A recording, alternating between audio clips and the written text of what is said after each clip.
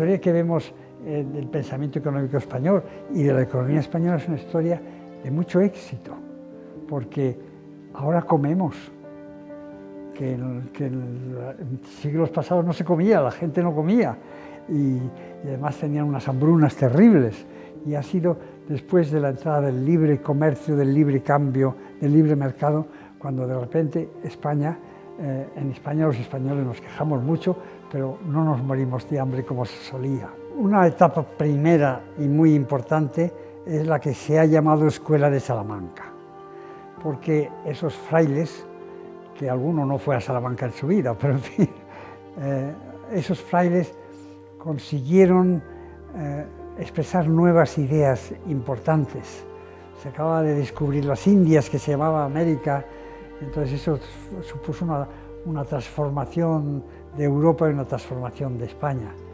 Y tenían un problema, que es que tenían que contestar en el confesionario a lo que les preguntaban los mercaderes, si cometían pecados cuando compraban por poco y vendían por mucho, y si había alguna manera de salvar la carga del tipo de interés. Toda esa escuela de Salamanca, que es a partir de 1515 hasta 1600 y pico, 1630 o así, esa es una serie de frailes que descubrieron muchas cosas nuevas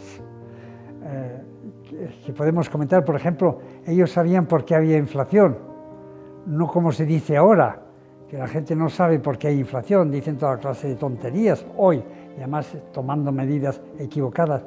Esos habrían sabido mejor cómo combatir la inflación.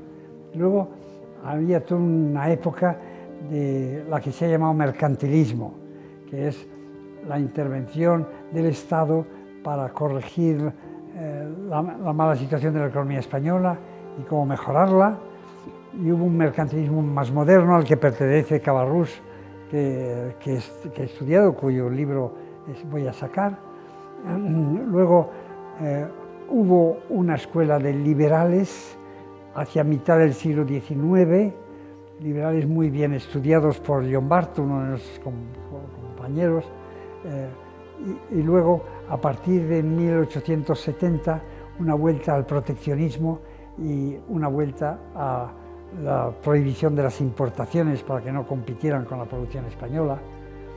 Y luego tiene interés lo que se ha hecho más recientemente, después de empezar la democracia. Bueno, ya empezando con Franco, hubo una transformación de la economía española, pasando de una economía cerrada a una economía abierta, y todo lo que estamos haciendo ahora. Sí, hay distintas épocas, pero sobre todo a partir de 1870, una época más intervencionista y menos interesante desde el punto de vista científico, pero sí interesante por la influencia que tuvieron en España. El héroe de todos nosotros es Jovellanos, cuyo escrito sobre la reforma agraria es un escrito que sigue vivo en muchas cosas.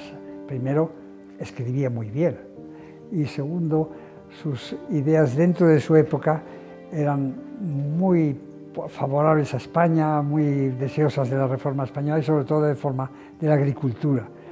No se le hizo caso porque vino una época muy mala por la Revolución Francesa y la invasión de Napoleón. Es muy curioso que hasta 1808, podríamos decir 1825, España había construido un imperio desde la llegada de los reyes católicos, Colón, etc., hasta 1808, en que la invasión francesa lo que hizo es destruir un imperio inmenso, un imperio que iba desde Filipinas hasta los parientes del rey en Italia, y ese imperio en 25 años desapareció. Y eso es una historia verdaderamente notable, porque los imperios tardan en desaparecer, pero el nuestro fue poco menos que en un día.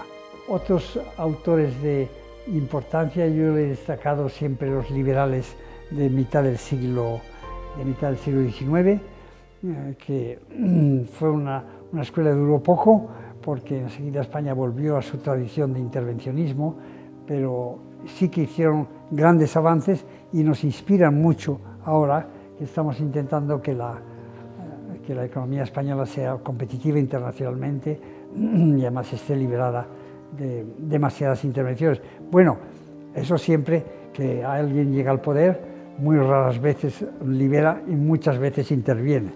Y eso es algo que vemos en la época actual. La escuela que más influencia ha tenido es la llamada Escuela de Salamanca, a la que he hecho una alusión primero, porque ellos, curiosamente, entendieron cómo funcionaba el mercado, qué significaba la libertad de precios. Lentamente lo fueron descubriendo, la libertad de precios, qué significaba el aumento de la oferta monetaria para el nivel de precios.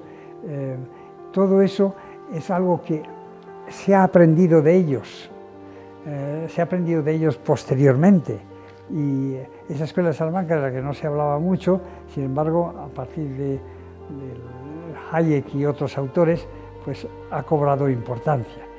Esa es fundamentalmente nuestra contribución al discurso de la historia del pensamiento económico.